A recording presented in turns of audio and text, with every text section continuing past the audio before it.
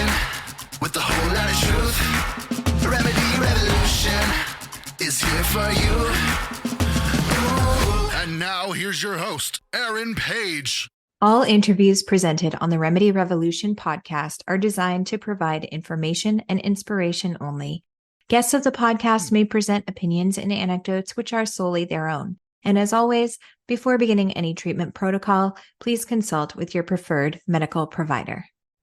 Welcome to the Revolution. My name is Erin, and today's guest is somebody who I actually just heard speak recently on a topic that was very intriguing to me, something that I have been doing myself in order to combat some of the effects that I had after having COVID, natural COVID, 3 times. And so as someone with a history of, Epstein-Barr and various autoimmune conditions, it did affect me quite profoundly, especially with my mitochondria production, my hormones, and all of those kinds of things. So I'm really excited to have Dr. James Neuenschwander, or AKA Dr. New, probably because the last name is a bit of a mouthful. So welcome, Dr. New. Thanks for being here. Thank you so much for having me, Erin. It's a pleasure. Yeah. So tell me a little bit about how you got started with this crazy thing that's kind of new and people talking about it, methylene blue.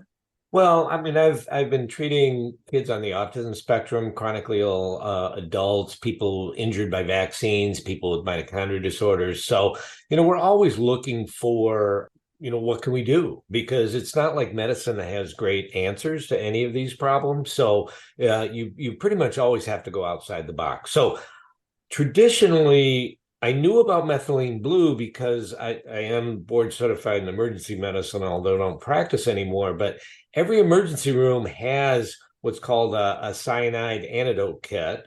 And in that is an ampule of methylene blue, because we know you can use methylene blue to rescue somebody from cyanide poisoning. So it treats something called methemoglobinemia, and methylene blue can do that. So, I always knew about methylene blue. And also when kids get Coxsackie, where they get the little ulcers in their mouth, you can actually paint them with methylene blue. And like overnight, these things will go away because its million properties is that it's antiviral.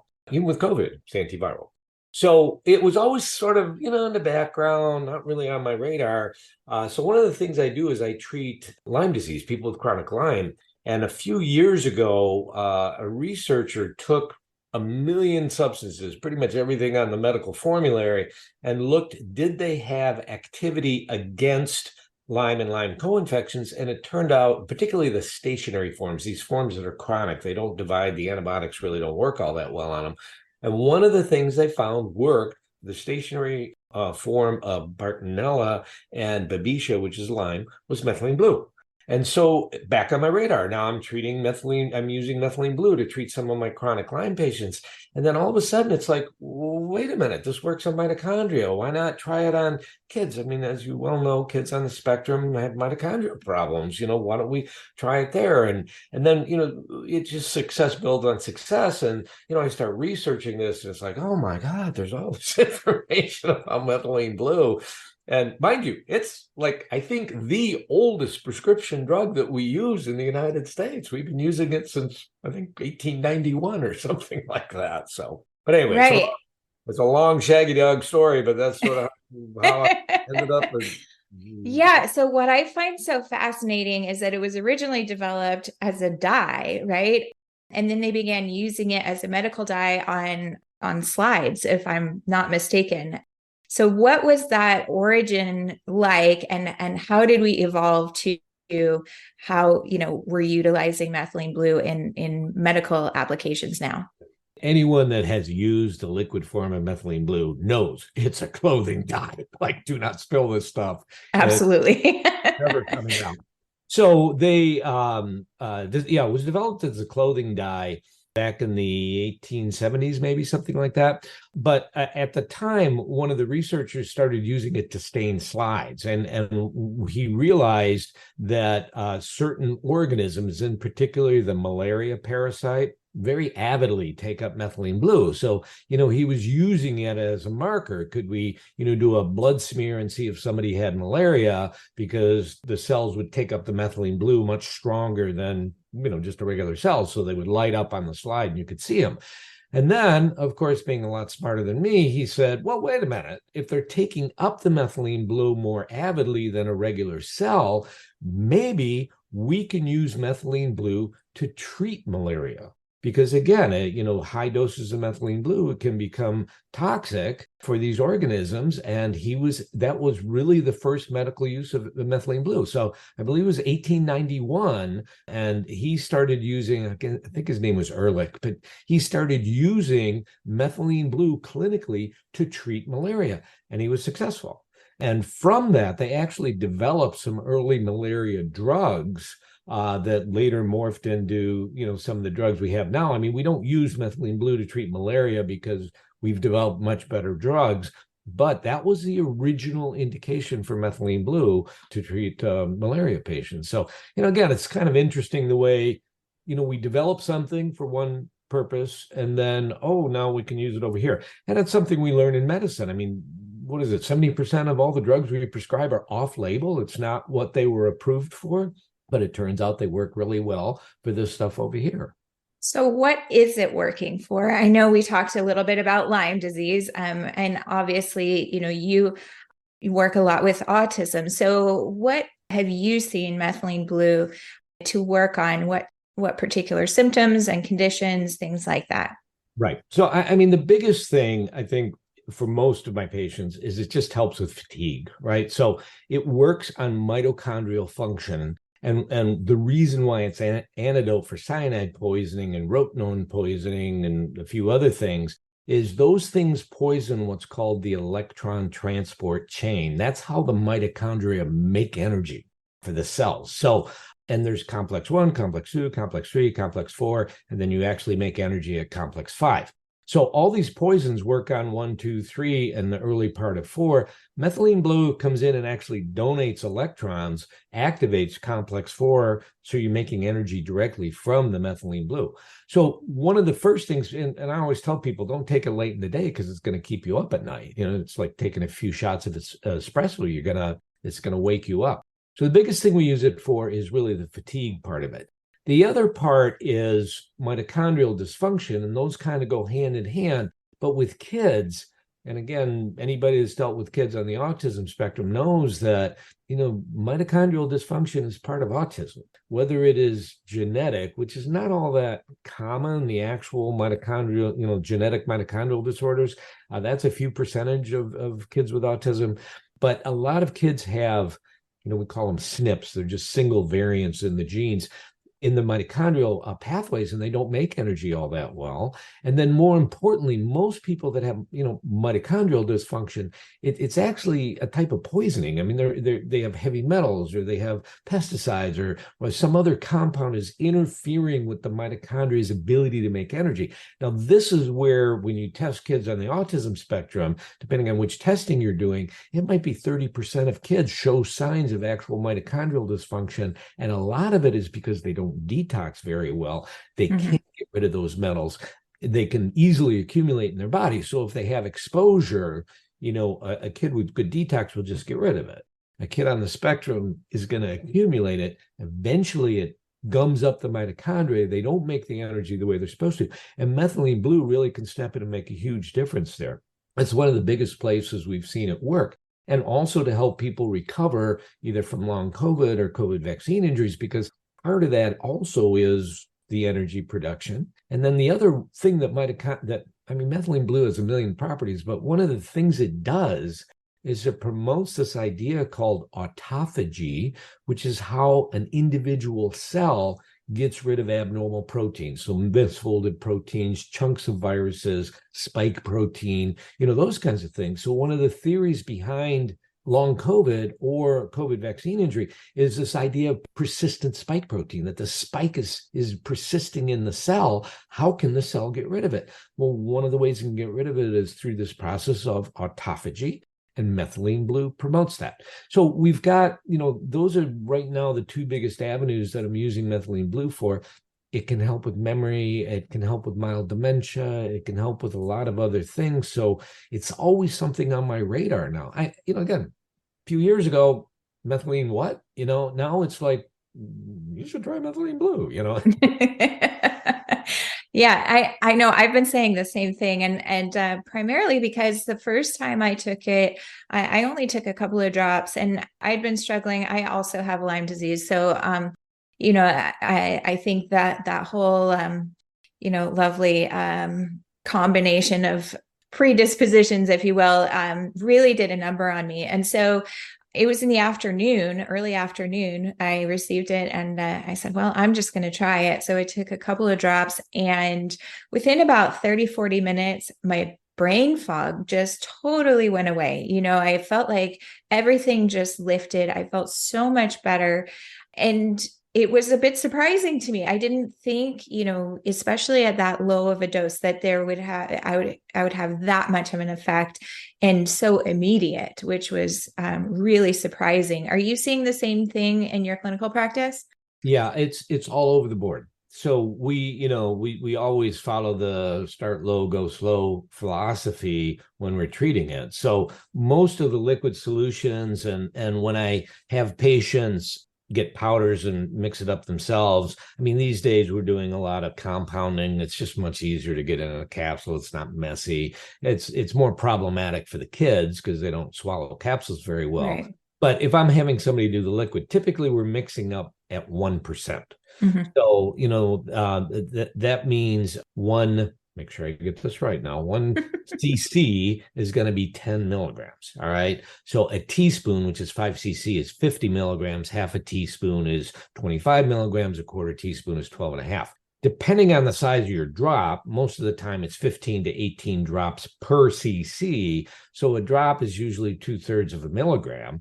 So if you're doing 2 or 3 drops, you're getting a couple milligrams. That's a pretty low dose, but that might be all you need. Right. When we're doing this IV stuff, rescuing people from sepsis or cyanide poisoning or whatever, we're doing 50 to 100 milligrams, and they're doing it like IV push, like, and that's obviously we don't do that at home, but still it's got such a huge safety profile. I know I had it in one of my slides. There's something called an LD50. What's the dose required to kill 50% of the animals you give it to? That's kind of one of the things that tell us how toxic something is. And the LD50 for humans is something like 1,500 milligrams per kilo of body weight or some ridiculous number. I mean, you'd have to take a dump truck for toxic, right? So it's very, very safe. I mean, there are other side effects, and I covered that in my talk about things you have to worry about, but you just start low, and most adults are managing with 25 milligrams a day. Again, if we're talking memory, more advanced dementia, if we're treating Bartonella, then I'm going to push it higher. Mm-hmm. I've had patients as high as 300 or 400 milligrams a day. Some of my really bad mitochondrial patients, but most people respond very well to 25 milligrams. And the other thing, I just want to plug in that one of the properties of methylene blue is that it's photodynamic, meaning that a certain wavelength of light, and this is 660 to 670, these are these red light devices that you see out there. That's the wavelength that they are. So that wavelength will activate the methylene blue. So even a few drops will become more effective. And you don't necessarily even have to have a red light device. Take your methylene blue and go outside, because that wavelength is in sunlight, right? So again, the photodynamic part of it will make it more effective without necessarily taking on more toxicity from a higher dose. Have you, and I could be totally wrong on this, but I've read about vitamin C being something that you should also take alongside methylene blue. Would that be accurate, or what are you seeing with that? The reason behind that is methylene blue, one of its gazillion properties is it's what's called a redox indicator. So oxidation reduction indicator. So In its blue state, it's oxidized. So you can actually take like sodium ascorbate or some form of vitamin C, mix it with your methylene blue, and eventually your methylene blue is going to go from blue to clear. All right. That's the point at which it's reduced. For methylene blue to do its magic in the body, it has to be reduced. Now, it's reduced in the body by something called NADPH. Don't ask me what it stands for. The H is hydrogen. I know that much. It's a niacin molecule that's important with energy production in the cell. But NADPH is what reduces methylene blue from the oxidized blue form to the reduced clear form. It's that reduced form that you need for all the magic of methylene blue in the body. So when we're talking about mitochondria, all that sort of stuff, we need that methylene blue in its reduced form. So the idea is if we take something like vitamin C, we'll add to that antioxidant benefit. It'll be easier to reduce the methylene blue. Vitamin C is not NADPH. It's involved with making NADPH, but I don't know if I've got evidence that adding vitamin C to it would help. I don't think it would hurt. And theoretically, I could see why it might be of benefit. Again, my big thing with vitamin C is you can mix it ahead of time and then it's not blue. You're not staining your teeth and that sort of stuff. I just don't know what happens to, when that methylene blue hits the stomach acid, does that oxidize it again? Is that going to survive the digestive process by the time it gets absorbed? Mm-hmm. Yeah. So on that note, is it more effective if you're doing an IV or IV push, or is it something, obviously when certain things go through the digestive tract, they sometimes lose efficacy. So what are you saying with that? All right. So if you're doing it IV, the only reason to do it IV as a push is because it's an emergency and you're trying to rescue somebody because they're about to die of poisoning. Mm-hmm. I mean, to me, that's the only reason to do an IV push. To do an IV, like people dripping in IVs, I don't know that there's a huge benefit to that over taking it orally. And it's the same with these liposomal forms of vitamin C. I mean, you have better absorption. The methylene blue is very well absorbed. I mean, you really don't have to, try and guess whether it's absorbed or not. You're going to pee blue. I mean, it's very clearly gets into your system to get into your urine. And so, I've taken liposomal forms. I've done IV forms. I've done just regular forms. I don't see any big difference between them. People like to do IVs because it's like, we're going to get that in there. But I don't know with methylene blue. It's not like doing EDTA or some of these other things where, if you take it orally, it's just going to get digested. You have to do a liposomal form or do it IV or do it rectally to bypass the digestive tract. But that's not really true of methylene blue. As far as we know, it doesn't get digested. It gets absorbed. We pee it out and like B12, it comes out the way it went in. All right, so let's talk results. So for me, it was definitely a lifting of the brain fog. With the children with autism, what are the most immediate results that people are seeing?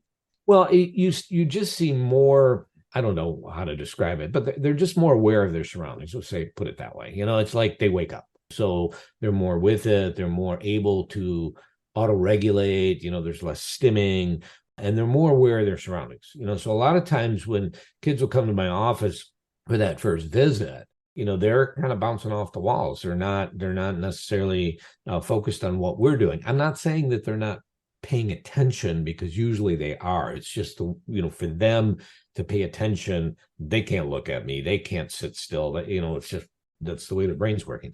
So one of the things that happens is it calms them and makes them more aware. We tend to see less stimming. We've seen improvements in behaviors. They're less agitated and always, more attempts, depending on the age, more attempts at verbalizations and language and that sort of thing. So those are the big ones. Again, if you improve mitochondrial functioning, you improve brain functioning. That's why your brain fog lifted. And then, it's antioxidants, anti-inflammatory, it's antiviral, it's antiparasitic, it's, whatever else might be going on with the kid to help that. But those are the big ones. You see less stimming, they're more aware of the environment, they're calmer. And then, again, you take it from there in terms of dosing. So let's back up for a minute for those that might be new to this whole conversation. So when we're talking about things like long COVID to Lyme disease, to autism, to PANS, PANDAS, any of these kinds of chronic disorders, where is the mitochondrial involvement? Because I know a lot of people talk about, mitochondria and metabolic health and all of these things, but for a lot of people that kind of talks over their heads. So can we just back it up a little bit and talk about what that is exactly? I see you laughing. Yeah, it's like how much time we got? Yeah, I know. The weekend. Okay, well, let's talk about mitochondria. No, so all right, so mitochondria are little organelles inside cells. In fact, we think at some point they were bacteria themselves and got captured by some early cell because they can use oxygen and make energy, right? All higher life forms use oxygen to make energy because it's just a lot more efficient. You have to have something that'll do that for you, and that's the mitochondria. Oxygen is very, very damaging. We think of it as a positive thing, but most of the oxidative stress in our body comes from oxygen. So we have the mitochondria to make energy. That's one of the big things they make. It turns out the mitochondria do a lot of other things, but let's just stick with the energy part. So when you look at the brain, all right, so I always say the brain's an energy hog because it's maybe 1% of your body weight, but it's consuming at least 20% of all your energy. I mean, the brain's going to consume more energy than the heart. So anything that impacts mitochondrial functioning will impact how your brain works. So as an adult, if you get sick and your mitochondria stop working the way you're supposed to, you get brain fog, you memory, like, where am I? What's my name? You just get very forgetful and you can't add 2 and 2. And when you recover that, everything goes back to normal. And that's mitochondrial functioning. Now, when you're talking infection or inflammation, there's a process inside the cell that when you get an infection, it actually shuts down mitochondrial functioning. We call it the cell danger response. And that's why, I mean, we've all experienced this when you're coming down with like a flu or something like that. The day before you get sick, where you wake up and you're achy and you're fever and runny nose and cough and all that, the day before, you're really tired. All you want to do is sleep. And you can't put 2 and 2 together. Somebody, hey, can you do this or that? It's like, oh, not right now. I'll do it tomorrow. Because you can't think. That's actual brain dysfunction from inflammation disrupting mitochondria. So when we talk about what the methylene blue does, why did it clear your brain fog?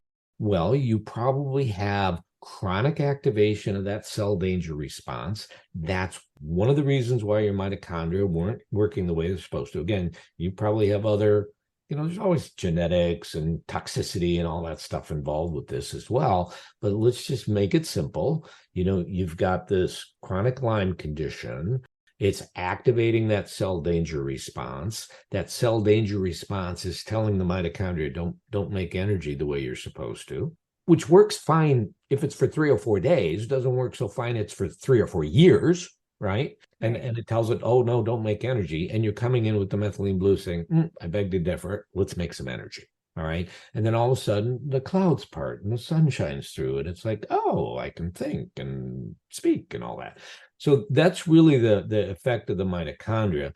There's some great lectures. There's a guy named Bob Navio who has spoken on this. He's the one that came up with these concepts. I mean, the man needs to win a Nobel Prize for figuring this stuff out because it really explains all of chronic illness. When you look at what happens, people talk about, oh, I have oxidative stress. Oh, I have low glutathione. Oh, I have low vitamin D. Oh, I have this. Oh, I have that. Cell danger response, cell danger response, cell danger response, cell danger response. What are the symptoms of chronic Lyme? What are the symptoms of chronic mold? What are the symptoms of chronic whatever? Cell danger response, cell danger response. It explains about 80% of all the symptoms. And when you look at autism, list all the symptoms of autism. How many of those are from cell danger response? A lot.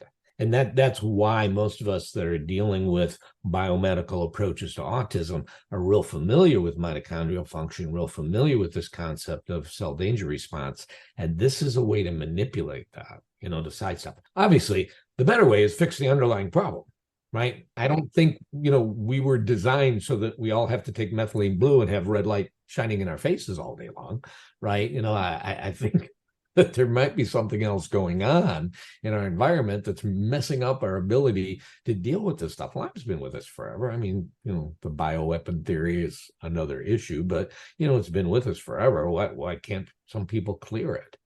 A lot of us have had it, and it's the same with COVID, right? I mean, everybody got it, and this tiny fraction of people died from it. Mm-hmm. Most people got it as a runny nose for a few days. What's the difference? And cell danger response has a lot to do with that. So, yeah, this is just kind of a little aside, but it was so interesting to me how so many people expressed symptomatology that was so different with COVID. There were people who had more of the gut response, and then people who had more of the lung function disrupted. And like for me, it was body aches and crushing fatigue and night sweats and all of those kinds of things. But I never had any cough. I never had any lung issue, nothing like that, and I do think that my weakness was most likely in the mitochondria. And then, that spike protein just kind of took me down in a different way. So is that something that you've seen as well? All of these varying kind of symptom pictures of COVID? Yeah, we've seen, and again, it's I always say COVID and the COVID vaccine because the pathology is similar. I mean, right. The vaccine has some additional ingredients that they have their own issues, but both of these things are going to give you lots of spike protein, and spike protein, if you inject spike protein all by itself into animals, it creates problems. So the thing about the virus is, where do you have these ACE receptors? So yes, you have ACE receptors in your lungs. Yes, you have ACE receptors in your circulation and your heart. Yes, you have ACE receptors in your gut. And my experience with COVID, and I had early Delta, like March of 2021. And yeah, I had fever. I had severe brain fog and severe fatigue. And I probably slept 22 out of 24 hours, And so it was the same experience you had. I mean, after 2 days, it was like, this brain fog better get better because, I'm supposed to see patients remotely in 2 or 3 days. I don't even know what day it is. I can't see patients. I need my brain. And it cleared after 3 days. It cleared. And it was just, that's how the cell danger response is supposed to work, right? I'm supposed to go to bed and sleep because that's how our immune system recharges and we deal with this stuff. But yeah, and this was always the $1 million question is, is it invading the lungs of these people? Because it was the lungs that killed people, right? It was when you got that viral pneumonia that you set off the cytokine storm, and then you got overwhelming sepsis and you died. And that's also why aggressive early treatment was so important. And for some reason, they decided we're not going to do that with this virus, even though we've done it with every other infectious agent since the dawn of medicine, but we're not doing that with this virus. But so those of us where it never, that second phase. So, I was sick for about 4 days with Delta. And that was, the first phase. And usually, people would get through that sort of, and then the second phase would hit and they'd get the cough and the pneumonia. And that really depended on what else was going on with the person. And I don't know that they really figured all that out. There were a lot of theories as to why does this person affect that and this person doesn't. We know it's different with the strains. What made Delta so deadly is it went to the lungs very rapidly. What makes Omicron not deadly is it doesn't have the capacity. It can't fuse with the lung cells, so it can't actually cause, I shouldn't say it can't. It doesn't cause pneumonias almost always. That's why it's so benign. That whole Omicron lineage is like that. And that's, again, that's one of the reasons why it just has morphed into something that's even less toxic than it was. The gut's interesting because the virus stays in the gut longer than anywhere else. And what's amazing to me is more people didn't have gut problems. To me, I would have expected a lot more diarrhea and abdominal pain, loss of appetite, that sort of stuff. So even though the virus is there, we did not necessarily see a lot of problems. It did affect my gut too, though. I know the first couple, I lost 4 or 5 pounds. And I went, well, this is a great weight loss program. And of course, I gained it all back. Man, I gained it. It's amazing. I don't have any. Give me that strain. Just over it every couple of weeks. So, Dr. New, I know that you work a lot with children with autism and that you are also the president of MAPS. Now, MAPS have gone through several iterations. Originally it was Dan, I believe, or maybe something even before that, but now known as the Medical Academy of Pediatric Special Needs, which can be found at medmaps.org. Tell me a little bit about that organization and what you guys are doing.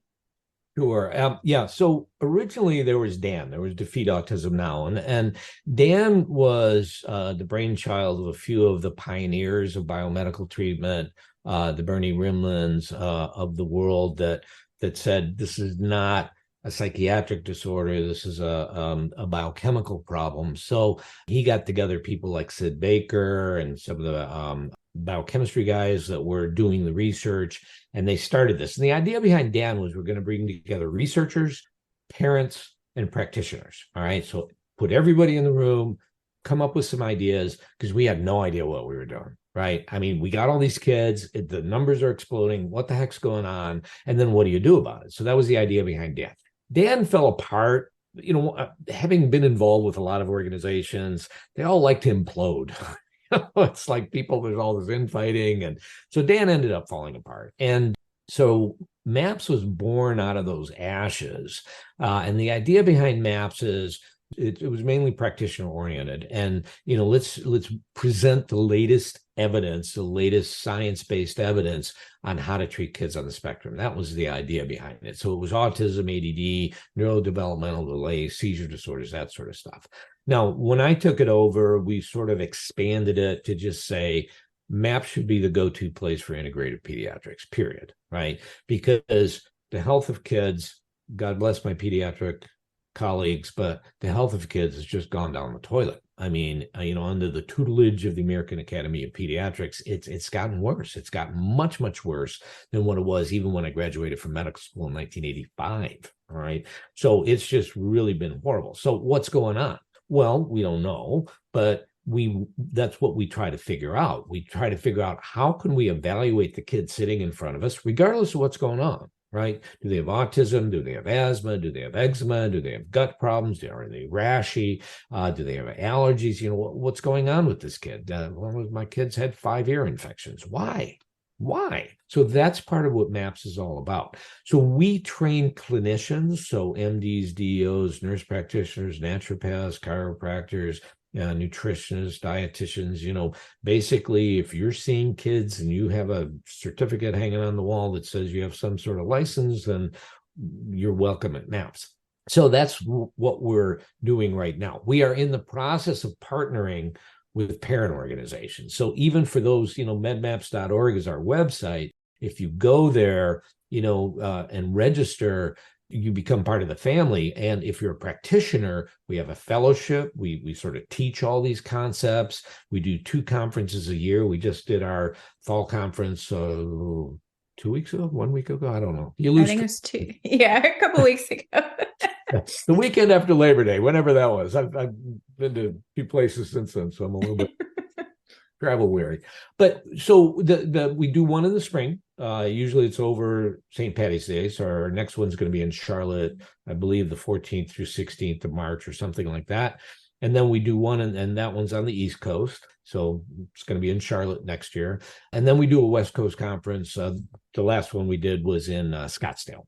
And again, we're trying to bring together people. It's a 3-day conference. The first day we do our sort of, hey, this is intro to MAPS. This is what we're going to cover. We do the first and the last course of the fellowship. And then for 3 days, we do whatever the topic might be. This particular topic was on mold toxicity and then toxicity in general. So very well received, a big problem. So that's what we do. And then like I said, we're partnering with other organizations. So we're partnering with the Mind People in Australia. They have a great website. They do parent education. We're partnering with Documenting Hope. They were having a conference in November down in Orlando. So we're trying to reach out and partner with other organizations. And then we're looking at, we're going to be presenting at the Lyme Association, ILADS meeting on pediatric Lyme. We're trying to partner with the FLCCC on, the pediatric aspects of COVID, long COVID vaccine injuries. and trying to partner with A4M. They're doing some pediatric conferences, and it's like, well, we can certainly come in and offer that piece. So we're really trying to position MAPS to be like the go-to place for integrative pediatrics. And then we do have a fellowship program. We keep a list of all our practitioners. So our website is functioning. So you can actually go there and look at people that have been to MAPS conferences, people that are MAPS fellows, and we're trying to get it so that it lets people know, what level of education they've had with MAPS. Because some people have been to one conference, some people like me have been there since 2012 when we started it up. So that's where we're at now. And it's really nice because it's just a different energy than what it was. So anybody that's been to a MAPS conference should come back, because it's just a completely different energy, very exciting. There's a lot of community involved there. It's more like a family than anything else. So even when we bicker, it's like bickering in your family, where we're not stabbing each other in the back. And we're all there because we're trying to figure out better ways to treat our kids.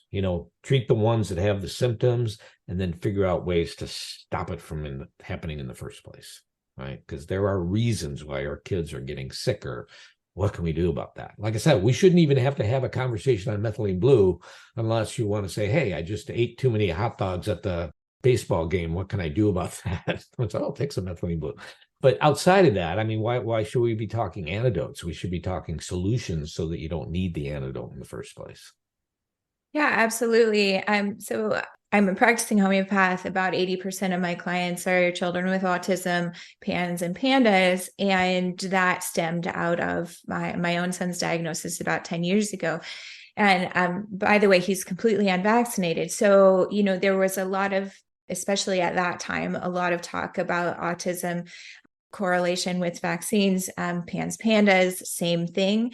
And so I felt very alone in my journey because there was no explanation or no, medical explanation for why my child had developed, a very severe, actually, case of PANS, which we later found out was Lyme. But, all of these things are very much connected. And so I really appreciate what you guys are doing over at MAPS, because it's a broader spectrum. I think so many of the organizations have been very, laser focused on autism and autism diagnosis and vaccine injury for good reason. But I do think the majority of kids that are coming out have way more issues than just vaccine injury, and so many of the kids that I treat, I don't know if this is because I'm a homeopath or because, this was my own experience, but a lot of the people coming to me also have children who were totally unvaccinated and still wound up with autism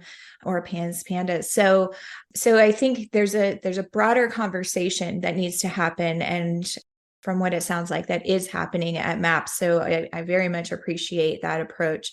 I think it's very much needed in this community. Right. And we're, just to let you know, this is what I said, we're a family, and we're family. We don't all think the same way. There are members of MAPS that think that vaccines have nothing to do with autism, and there are those of us that just, most of us realize that autism, PANS, PANDAS, all these neuroinflammation disorders, and even asthma and eczema and all these immune system dysfunctions, this is all dysregulated immune response, regardless of which diagnosis you want to give it. That's what it's really about. That it's related to toxins, environmental toxins and chronic immune activation. And then, what caused that? Well, vaccines, in my mind at least, are one of the things that can cause that. It's, if you look at what a vaccine does, it's designed to activate the immune system. You don't have to be a rocket scientist to figure out a connection. But I'll agree with you. I have patients that are completely unvaccinated who have autism, right? So it's not the cause of autism. Is it a cause of autism? Probably. You can't do the research because you'll be ostracized, because, we have this whole vaccines are safe and effective mantra going on with our government. They won't research it. They just published a study a few months ago showing the aluminum in vaccines was linked to asthma. But even then, the raw data said 4 to 5-fold increased risk for the dose of aluminum that kids get on the schedule. They somehow doctored that down to double the risk. And then they divided that up into because that's 4 milligrams of aluminum the kids get on the spectrum. They divide it up into risk per milligram of aluminum. So that's 26%. That's what they presented at the CDC at the ACEP meeting, right? 26% increased risk of asthma per milligram of aluminum. And then the people on the committee are like, oh, well, that's very reassuring. It's only 26%. It's like, dude, how many milligrams are you administering? It's 4. I mean, I'm not a pediatrician. I know that, right? So what's 4 times 26? I mean, come on. You're doubling the risk. Yeah. And that's doctor data, right? That's after they took the raw data and figured out how to manipulate it. But that's the best they could do. And even with that, it doubled the risk of asthma. Now, is doubling the risk of asthma worth the benefit you get from the vaccine? That's the $1 million question. And nobody's even looking at that. So, you come to MAPS, we're not going to sit there and tell you don't vaccinate, don't vaccinate, don't vaccinate. What we are going to tell you is this is what has happened, and this is what happens when you activate the immune system. We don't say, pregnant women shouldn't get flu shots or DPT shots or COVID vaccines, but we do say this is what happens when you activate the maternal immune system. And then you have to decide, what's the benefit of this? And that's the equation. Anytime we're talking about a drug, it's always risk benefit. But with vaccines, there's no risk. That's the problem. Thinking human being could come to the table and say, I have a medical intervention and there's no risk. Who's going to believe that person? And yet that's what we have with the vaccines. Because if they don't study the risk, I mean, they're terrified. They're terrified that if they show that the vaccine, increases your risk of autism by whatever percentage, that everybody will stop vaccinating, we'll all die of polio. I mean, that really is what it comes down to, right? And so how can I make an intelligent decision if you're not going to give me the data and you're just going to have the church of vaccines with the religion and the mantra of safe and effective, right? Yeah. Lord, yeah, I call it scientism. No, I mean, we have the videos, right? We have people like Catherine Edwards, who's, one of the goddesses of vaccines. Her name, she's one of the editors of the, Platkin vaccine book, which is the Bible of vaccines. And, under oath, she had to, she said when she was asked, scientifically proven beyond a doubt, blah, blah, blah, blah, blah, do vaccines cause autism? Absolutely. Scientifically proven they do not cause autism. Right. And then, does a DTaP and does the polio and does each one, do they scientifically proven beyond the shadow of a doubt, does it cause autism? No, no, no, no, no. And yet when asked for evidence, do you have the study that shows that the Tdap doesn't cause autism? No, I don't. Do you have the study that the polio vaccine doesn't cause autism? No, I don't. Do you have the study that the Prevnar vaccine doesn't cause autism? No, I don't. So no science showing that it doesn't cause autism. And yet she knows, definitively, scientifically proven, that it doesn't cause autism. That's religion. I mean, you can have your beliefs, but you should be broadcasting them as beliefs. This is not scientifically proven. Mm-hmm. It's a belief system that we've all been brainwashed into. And unfortunately, we're trying to look at what's the evidence. And as soon as you start looking at evidence, oh my God, you're banned from Facebook and you lose Twitter's back for a while anyway. You lose your Twitter handle, all your YouTube videos disappear. And yeah, I mean, I used to, when people say, well, what do you do? I said, just look me up on YouTube. Not anymore. Yeah. It's all gone. Yeah. Right.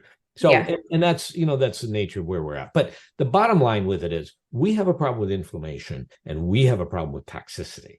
Yes. Right. So chronic Lyme is really a chronic immune activation, right, where there's a bug involved. But most of the treatment for chronic Lyme, as I'm sure you're aware, is not about killing the bug. It's about improving that immune response and getting that back on track.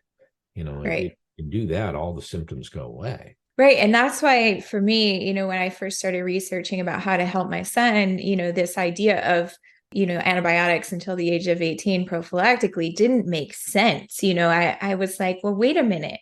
It seems like he's constantly having this, immune response. And so wouldn't it be better for me to look further up the chain instead of just trying to kill off pathogen over and over and over again? And, I've honestly seen, I run a fairly large Facebook group of parents. And, I've seen a lot of that, people who go into this, with a very rigid kind of perspective of, we'll just treat it with antibiotics. And unfortunately, without the, reconstruction of the gut microbiome, without the reconstruction of, the immune system on board, they're not getting anywhere, unfortunately. And this is where I come from, because I always say I'm the schizophrenic tree hugging doctor, because I do prescribe antibiotics. Sorry, but I do. But I don't think that that's the solution, and the reason why I prescribe antibiotics, like chronic Lyme. Like, why on God's earth would you prescribe antibiotics for chronic Lyme? Why? Because I've had people come to my office and I put them on a month of antibiotics and 10 years of symptoms go away. Mm-hmm. All right. Mm-hmm. So why wouldn't I offer that to my patient if it's within my power to do that? Now, I know that that's not the only thing I'm going to do, but I have that to offer. And it's the same with PANS and PANDAS.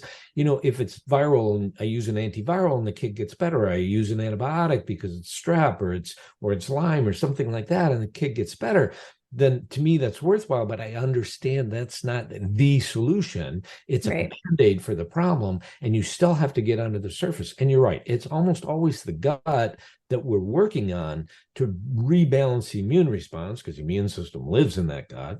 So we're trying to rebalance that immune response. And by doing that, we can keep things under control. One of the things that I preach is all the things that we use for Lyme for kids will screw up the gut, except methylene blue. Yeah, methylene blue, unless you give really high doses, doesn't mess with the gut ecosystem. I think that's a perfect note now to segue into our 8 questions. So for those of you who've been with us before, we have 8 rapid fire questions we ask every single one of our guests to get to know them a little bit better and a little bit outside all of this, medical, very scientific speak. So Dr. New, if you could choose only one natural remedy for the rest of your life, what would it be? Glutathione. Glutathione. Interesting. Okay. Number 2, tell us something most people don't know about you. Wow. How about this? There are only 2 things in this world that will make me cry. Really beautiful things, whether it's art, it's poetry, it's music, something like that, and autism moms. Yeah. Yeah. Otherwise, we have a rule in my office. No crying. Stuff it down. Stuff it down. I love that. All right. If I were to compile a playlist of happy music, what song would you suggest be added? Wow. Happy music. I think anything by the Monkees. How's that? Go back to the 60s. Get some of that bippy happy music. Absolutely. I love it. All right. So what is your favorite guilty pleasure? Oh, my God. It's actually really good tequila. That's hilarious. I can't afford it very often, but well, one of these days that happens to be one of the only things I indulge in, maybe once or twice a month or so, but not very often. All right. Okay. What's the most influential book you've ever read? That's so hard because it's like, what part of my life are we talking about here? Because if you're talking like, it probably has to be a book on relationships called Getting the Love You Want. This was the guy that was supposed to be Oprah's psychologist guy until his wife said, no, you're not going on TV. So, but it's one of the best books on relationships. And the reason for that is it's helped me immensely personally, but most of my patients, I mean, you have what's the divorce rate for parents with kids on the autism spectrum? And the kid, that's, that's part of the pathology with the kid too, so it's one of the best books ever written on relationships, and it's one of the things that transformed my life. There's a million other books. I that's an unfair question. I know. I actually would have struggled with that question myself. So, all right. What does the word revolution mean to you? To me, revolution is something that detoxifies a steady state that doesn't work, and it is, whether it's a thought revolution, it's a treatment revolution, or it's a guns a-blazing revolution. It's what happens on a regular basis when things get stuck in a mode that doesn't work. And unfortunately, that's where we're at right now. Yeah. Yeah. And then what does the word remedy mean to you? Wow. These are good questions. Make me think. I know it's early for those of you listening. A remedy in my world is something that will assist the body, and by the body I mean body, mind, spirit, to move in the direction that it's supposed to move in. A remedy doesn't necessarily mean I'm going to take something that's going to get rid of all my symptoms, nor does a remedy necessarily mean that it's going to cure me of all my symptoms. So if I have terminal cancer and I'm terrified of dying, and somebody says, oh, you should do psilocybin. So the psilocybin is going to do nothing for my terminal cancer. I'm still going to die of cancer, but it'll give me a completely different outlook on my life and where I'm at and my fear of dying. That's a remedy, right? So that's what it means to me. To me, it's never something that's there to cure. It's there to work with the body, mind, spirit to move us to where we're supposed to go. It's like a homeopath speaking. Hey, I trained in homeopathy. I don't do it personally, but I did train it. If you could impart one piece of wisdom onto our listeners, what would that be? Do your research, learn for yourself. Don't trust me. Don't trust anybody out there. We're speaking from our own biases, from what we've learned, from our, most of us, fortunately, I have a wife that beats me up every day, but, most of us don't realize what we don't realize. Most of us have, first of all, we tend to have big egos, but we think we know things simply because we've always said it. And my wife's one of those people that says, really? Where'd you learn that? And then I have to go prove it. And then I go, well, holy crap, that's not true. Right. So, don't trust what we say. Don't trust what you read in a book. Do your own research. The beautiful thing about the internet is, there's PubMed. There are places where you can get journal articles that you can read. Now you got to figure out what's crap and what isn't. And that's another story. But, use that inner voice, that discernment that we all have. I was just listening to an interview they had on the High Wire yesterday with the guy from Big and Rich.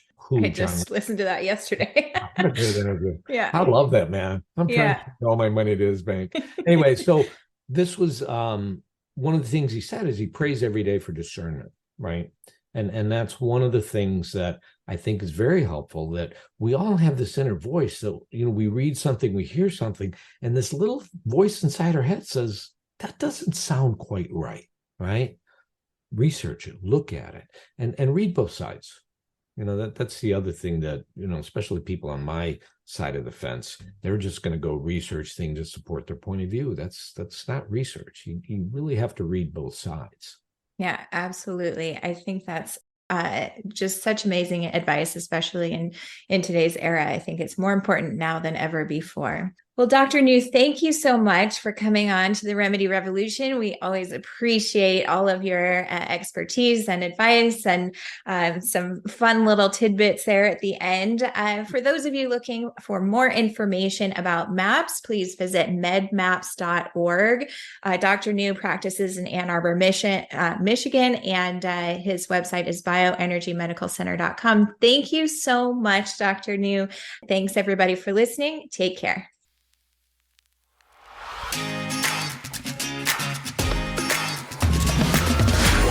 As a guiding light, through darkest days we'll fight the night. With a whole lot of passion, with a whole lot of truth, Remedy Revolution is here for you.